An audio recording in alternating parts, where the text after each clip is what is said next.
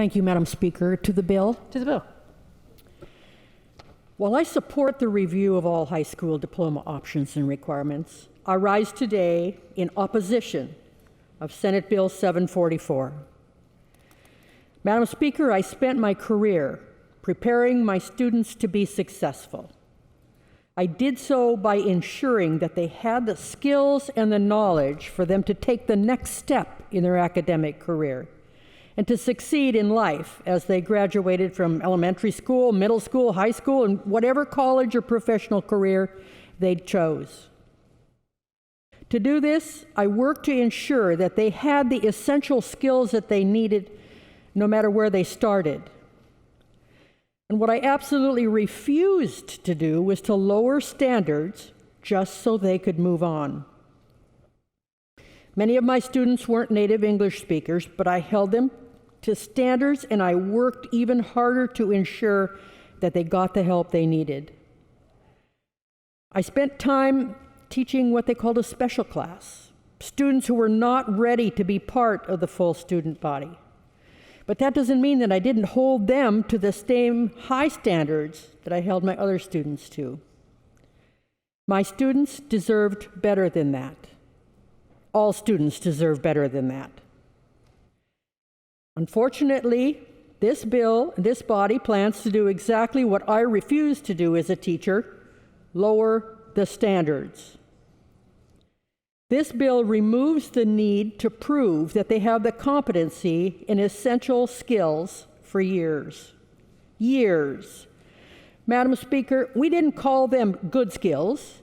We don't call them nice skills to have. We call them essential skills because they are that, essential. Colleges look for competency in these skills for admissions, scholarships, and placement.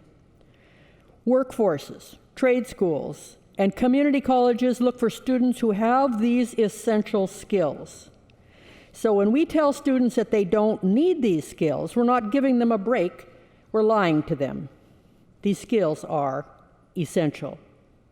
Their peers in other states will be adjudicated on them. And yet again, we fall short of our students, just like we failed them when the majority refused to fully fund education. Just like we failed students when we refused to even take up the idea of making the education budget the first budget we pass. So here we sit, a whopping 49th in graduation rates. And what's this body's solution? To fully fund education? Not setting education as a priority? Nope. Our solution is to lower the standards. So I'm going to stand on this floor right now and preempt any social media grandstanding that anyone might be tempted to engage in. If this bill passes, graduation rates will rise. But I hope my colleagues will be honest with Oregonians and say exactly why that's the case. Our graduation rates will rise not because we gave teachers and students the money they needed and deserved. Graduation rates will rise because we lowered the bar and we shortchanged students. Madam Speaker, this bill is an offensive abdication of our duty to provide Oregon students with a quality public education in order to score political points. It's shameful, it's unfortunate, it deserves a no vote. Thank you, Madam Speaker.